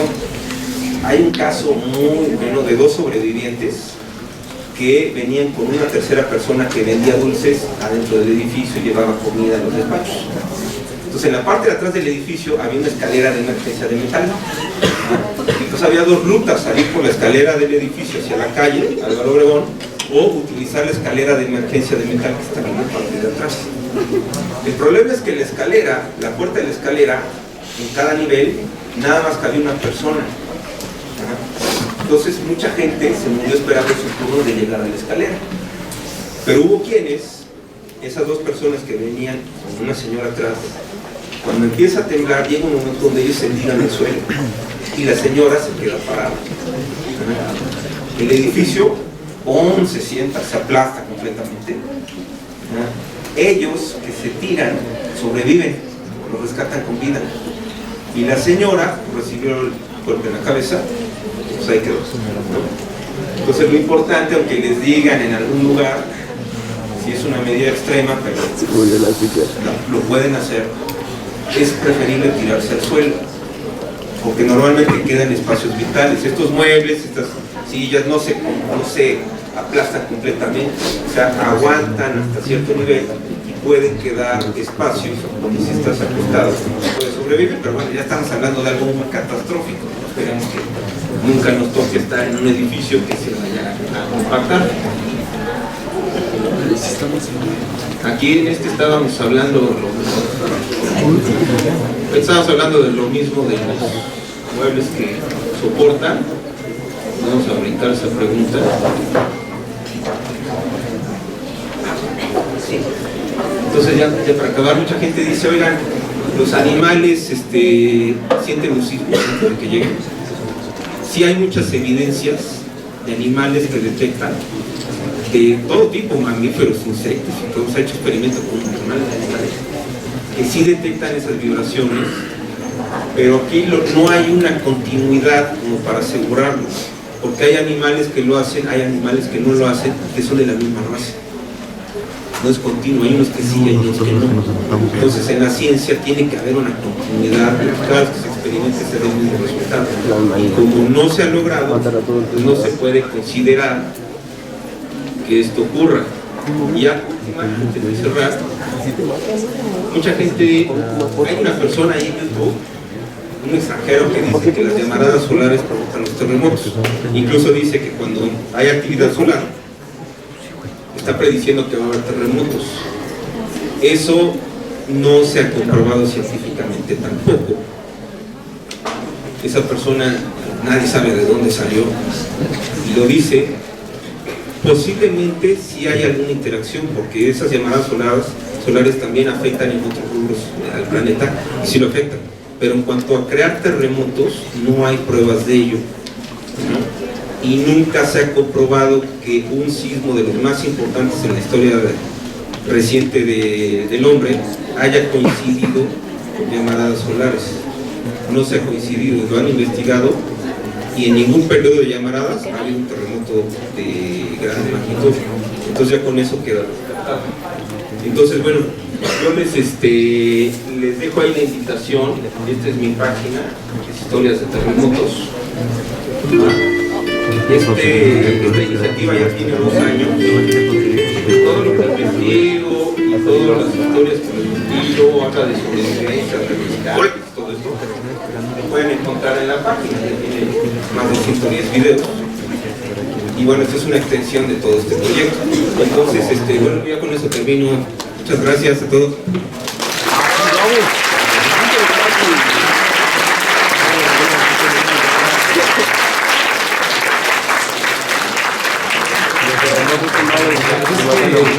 Podemos seguir aquí mucho tiempo. Ya lo demandaron. Un buen tema. Y generalmente lo estamos programando casi cada año en septiembre, precisamente porque tenemos latente esta situación de una zona sismológica y que tenemos que saber convivir con eso. Yo lo comentaba el profesor, el maestro, el arquitecto, que ya en las escuelas primarias se hace todo esto, pero a veces los niños todavía se apanican, entonces tenemos que ir aprendiendo de esto. Rápidamente, quisiera pedirles unos segundos, vamos a hacer una serie de preguntas para donar estos libros. Si nos gustan acompañarnos, vamos a tardar más de 5 o 10 minutos, vamos a hacer algunas preguntas. Bueno, también los invitamos a que hagan sus preguntas si quieren aprovechar ahorita o hacer algunos comentarios. Ya hay por allá uno. ¿Quién más? Por este lado también. Otro también con Fátima aquí presente. Entonces, vamos a pasar el micrófono aquí lo más acá, ¿no? O si se acerca, profesor, para que hagan los comentarios.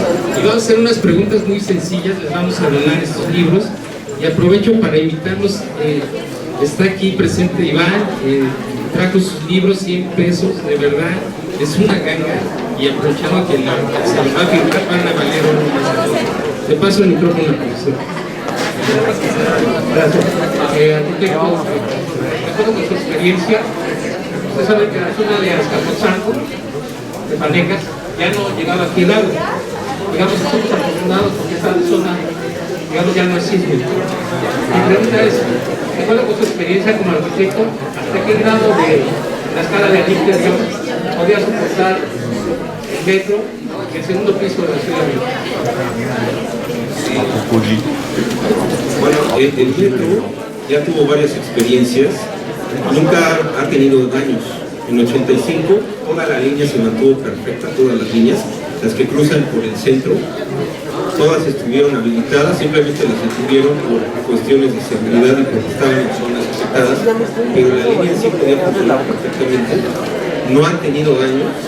Los metros elevados, el que está ahí en Tláhuac, el que se cayó solo, de hecho, aguantó muy bien el sismo del 17. Yo creo que por la deficiencia constructiva, es posible que haya habido una afectación, se debilitó ese tramo, que se cayó solo. No lo puedo descartar esa posibilidad, pero en general el metro se ha comportado muy bien con la actividad sísmica, está muy bien diseñado.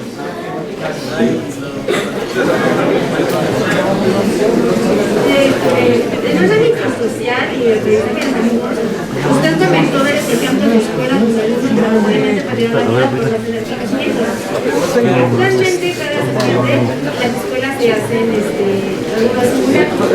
Pero aquí mi pregunta es, ¿por qué cuando escuchamos la danza rítmica la gente empieza a alterarse, a bautizar, sepa que es mentira, pero escuchar la alarma son muchos enteros? La mensualidad viene con el costo. Interesante pregunta. Cuando suena la alerta sísmica, la gente, todos nosotros, luego la asociamos con peligro y luego nos acordamos de lo que viene en el pasado. Nos llegan las imágenes del 2017, nos llegan las imágenes del 85 y entonces automáticamente pensamos que estamos en las puertas del vídeo, un nuevo desastre, ¿sí? Lo que hay que entender es que realmente esa alerta nos está protegiendo, nos está avisando que viene un sismo, nos está dando el tiempo para poder reaccionar y ponernos al resguardo. Por eso es muy importante, cuando suene la alerta, hacerle caso y tener esa ventaja. Mucha gente se hubiera salvado en el 85 si hubiera tenido la ventaja de la alerta sísmica. Entonces hay que romperse un poquito esa asociación con desastre y verla por el lado de que es un elemento de protección, ¿no? Que nos está ayudando, nos está avisando que viene algo así, ¿no? Entonces pocas ciudades en el mundo tienen esa ventaja, entonces hay que aprovechar. Muchas gracias, vamos rápido porque tienen que ir a clase también. Le vamos a dejar un libro de la página, que uno te gusta, vamos a pasar en la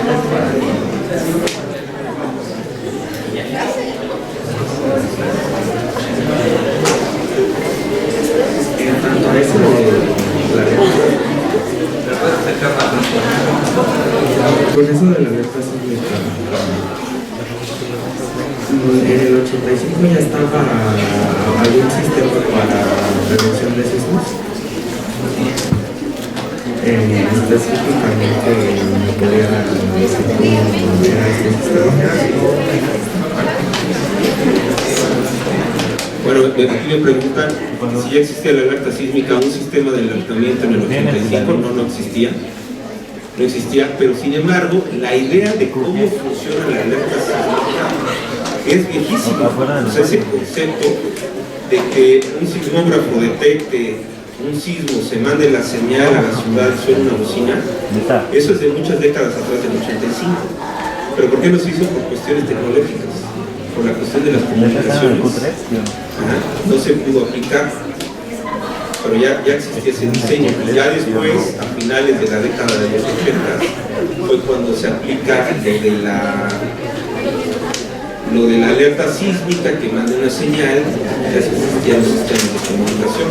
Pero antes del 85 no había manera, o sea, te daban un sismo cuando ya lo tenías aquí. Vamos a pasar el libro, ya veo muchas participaciones.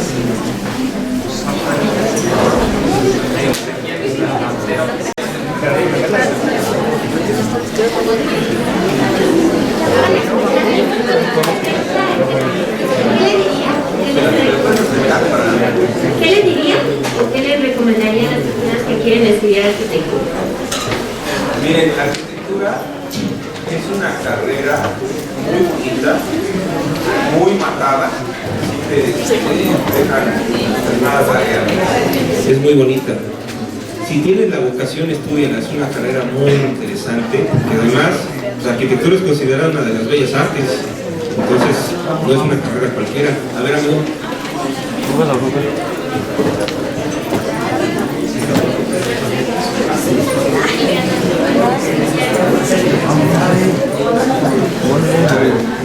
Ok, yo tengo una pregunta sobre la delincuencia. Después de los sismos, muchas ciudades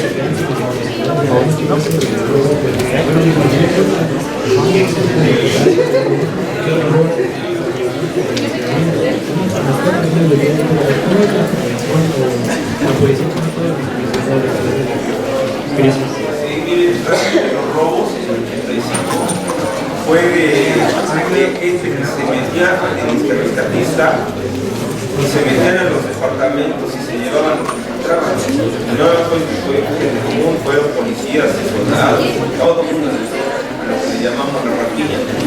Sí hubo algunos robos, pero no fue a un grande. Realmente eso es realidad.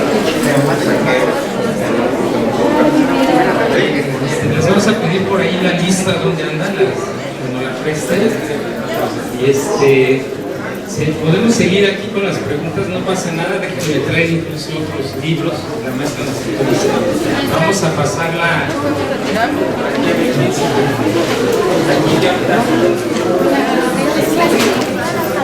Aquí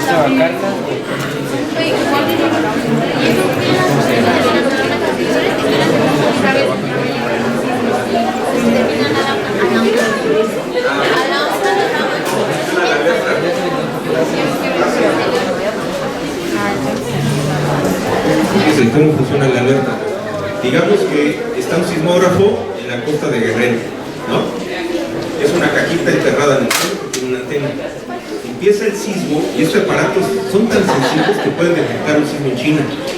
Detecta el sismo, en ese momento manda una señal que viaja a la velocidad de la luz. Es prácticamente instantáneo el aviso, ¿no? Lo recibe la institución que se llama el CINES, se hace un cálculo matemático que es automático, nadie interviene, nadie apertura un botón, se hace un cálculo y si se considera que tiene una magnitud importante, la alerta se detona sola.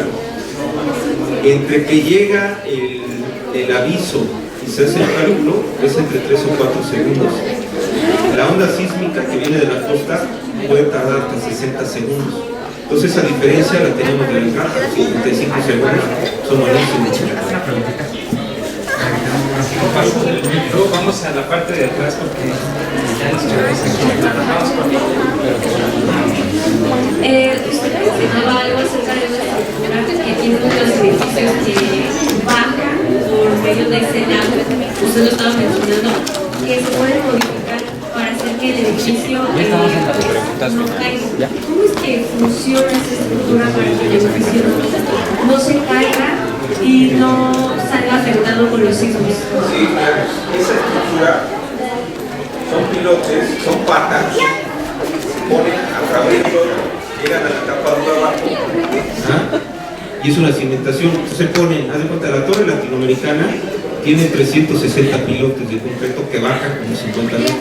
Entonces crean una base, sobre eso se pone una plancha de concreto y sobre eso se desplanta el edificio. Entonces ese ya no se hunde, ese incluso se hunde lo de alrededor. Es más, un ejemplo de unos pilotes muy antiguos los tiene el Ángel de la Independencia. El Ángel, cuando lo construye, le pone pilotes pero de madera que atraviesan el agua. Si ustedes han visto, el Ángel tiene escaleras. Bueno, tiene dos grupos de escaleras. O sea, ustedes suben, hay un descanso, y luego vuelven a subir y llegan al Ángel. Cuando lo inauguraron, solo tenía el primer grupo de escaleras. Y el segundo grupo lo han ido añadiendo porque la ciudad se hunde alrededor, pero el Ángel, como tiene patas, no se hunde, se queda firme. Por eso le han ido metiendo escaleras. Y así la mayoría de los edificios altos de la ciudad cuentan con ese sistema, que además pueden hacer que nivelar el edificio para que siga a la misma altura de la banqueta. Voy a la parte de allá atrás. Y ahorita regreso. Vamos a darle buenas tardes, primero que nada, muchas gracias por la conferencia y el tiempo. Y mi pregunta es, ¿cómo a pesar de que, por ejemplo, la Catedral Metropolitana o la Basílica de Guadalupe, que ya están en rendimiento, no se han caído o destrozado como en otros casos? Porque mira, la catedral, los edificios tienen muros muy gruesos, pero sí se están hundiendo, sí se hunden. Entonces se han hecho trabajos que ha costado un dineral muchos años para hacer que por lo menos se hundan parejas, o sea que no se hunda un lado y el otro no, porque eso causa los esfuerzos en la estructura y se pueden partir. Entonces a la catedral llevan años haciéndole trabajos y pilotaje y todo, protegiéndola, porque si no lo hubieran hecho ya se hubieran caído. ¿Sí? Bueno, mi duda era, a mí me han dicho o he escuchado que la gente dice que los sismos son por el choque de las placas tectónicas, pero usted menciona que es porque se quiebran o porque se separan. Entonces, ¿por qué o cómo es que surge esta confusión? Es que son las dos cosas. O sea, las placas se mueven una con otra, se tocan y crean una fricción, pero la placa está empujando, ¿no? Entonces el problema es que de repente se atoran y luego se liberan y luego se tornan y se liberan. Pero hay partes de la placa que se rompen por la tensión. Esa placa está sujeta a tensión. Entonces de repente se rompe y acuérdate que eso flota sobre el mar. Pues cuando se rompen y caen en el manto, generan un sismo, que es lo que ocurrió en 2017. A ver, ¿quién pregunta? Compañero. Buenas tardes. Mi pregunta es, donde la construcción de un edificio supongo que tiene que estar avalado que pueda ser habitable y que pueda aguantar los terremotos. ¿Qué organismos es que certifica esto? Sí, mira, hay un reglamento de construcciones expedido por la ciudad que tiene unas ciertas reglas que tienes que cumplir. Bueno, hay unos asesores que les llaman directores responsables de obra, que son los famosos DRO, que ellos visitan tu obra, checan tus planos y avalan que tu edificio cumpla con el reglamento. ¿Sí? Ellos son la primera línea de defensa. ¿Sí? Buenas tardes. Yo tengo una duda porque al inicio de la presentación la maestra Patricia, si no mal recuerdo, nos mencionaba sobre que se tuvo que regresar a su casa. Entonces, después de traer nuevas rutas de transporte para regresar a como alternativas. Sí, mira, cuando ocurre eso, es un desastre tan grande que se trastornan todos los sistemas, ¿no? Entonces en 2017, bueno, mucha gente terminó caminando para regresar a sus casas porque el tráfico se sentó, el metro se detuvo y bueno, fue un caos. Entonces eso es lo que pasa cuando sucede un terremoto importante. ¿Cierto? Acá, aquí, perdón.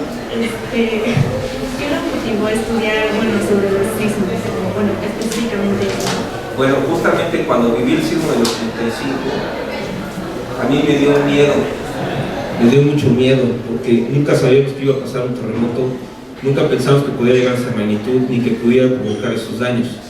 Entonces, me surgió la duda, ante todos los cascarones que vi durante tantos años por la ciudad, pues de descubrir qué había detrás de eso, ¿no? Y sabiendo que esto iba a volver a suceder, dije, bueno, pues mejor luchar un poco contra ese desconocimiento y pues informarte, pues para luchar con ese miedo que me dio en su momento, ¿no? Ya no sabía de eso. Vamos a ir con los jóvenes. De este lado, uno más.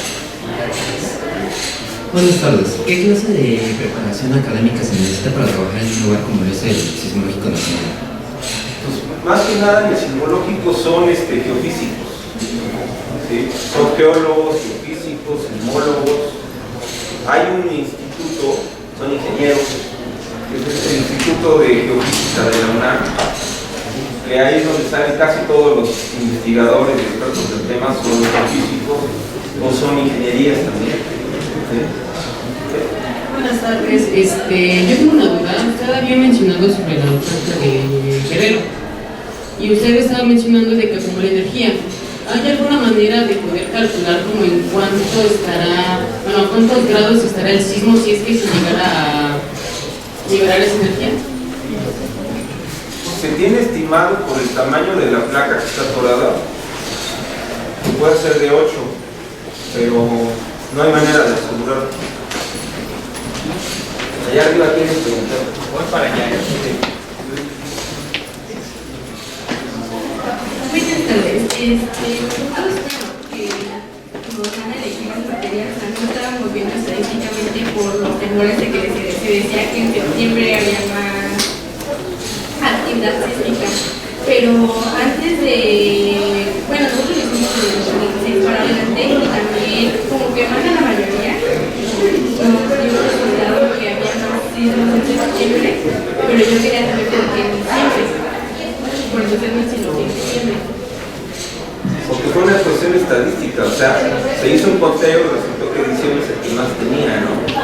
Pero no se lo va a tener diciembre toda la vida. Habrá un mes que al rato rebasa y al rato va a ser enero, o al rato va a ser abril, y así conforme vaya pasando el tiempo eso va a ir variando, ¿no? Nos quedan 2 libros, vamos uno.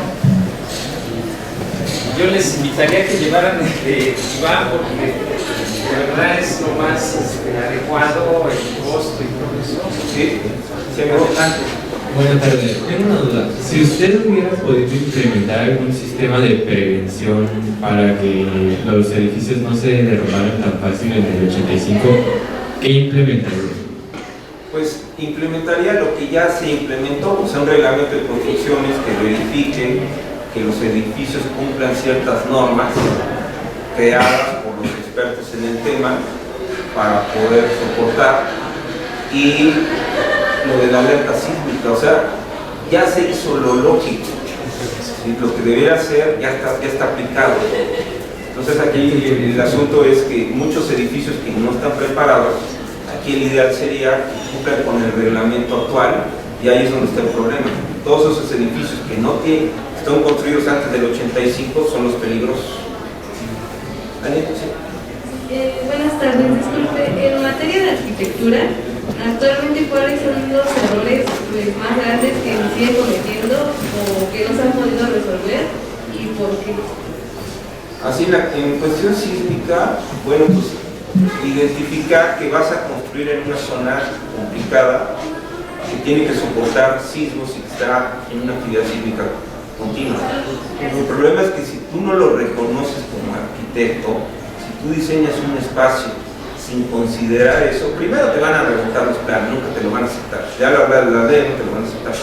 Y segunda, pues ahí tienes un problema importante como responsable de crear un espacio habitable, ¿no? O sea, tú tienes que conocer el lugar donde vas a construir los riesgos que presenta, ¿no? No puede ser nada más temblor, igual y vas a construir en una ladera de una montaña, bueno, tienes que entender que construir en las laderas de las montañas es peligroso porque se desgajan, ¿no? Entonces tienes que identificar ese riesgo. Si no lo estás haciendo, pues ahí hay un problema. Como usted mencionó, nos dijo que tarde o temprano la energía se va a liberar y puede que haya un sismo parecido al de 1985. En ese caso, ¿estaremos más preparados para enfrentar un sismo de tal magnitud? Sí, estamos mucho mejor preparados, ya la situación es muy distinta, ya la gente conoce el riesgo, ya hay más equipos de rescate, ya hay edificios mejor construidos, pero en caso de un sismo fuerte que venga de la brecha, es indudable que va a haber daños. Yo no creo que vuelva a pasar algo a nivel del 85, pero sí puede haber daños, o sea, sí se está considerando que va a haber colapsos y sí va a haber algunas pérdidas de vidas, depende de las características del sismo. ¿Sí, Andrés? Bueno, usted mencionaba hace rato que el sismógrafo, por así decirlo, detectaba pues, este fenómeno pues, a una velocidad similar a la de la luz. ¿Qué ocurrió cuando fue en el 2017? Que primero fue el temblor y luego se dio la... Muy buena pregunta. Es muy fácil. El sismo fue tan cercano, ¿sí?, que a pesar de que llegó el aviso inmediato, esos 3 o 4 segundos que se tardó el sistema en calcular, el sismo llegó más rápido. Estaba tan cerca que dejó knockout la alerta, o sea, le dejó completamente inhabilitada, ¿no? La alerta necesita de distancia para funcionar. En ese entonces no la hubo, por eso. Y no fue una falla, así se estaba pensando. ¿Alguien más tiene alguna pregunta? Bueno, pues vamos a hacer la entrega de la constancia de participación del arquitecto Iván. Agradecerles nuevamente a todos ustedes por su presencia. Vamos a seguir obsequiando libros, los invitamos a las actividades que hay aquí en el Silanina. Los que no les tocó, nos lo recuerdan la siguiente vez. Para la semana próxima, que tenemos la Feria del Libro de Silanina.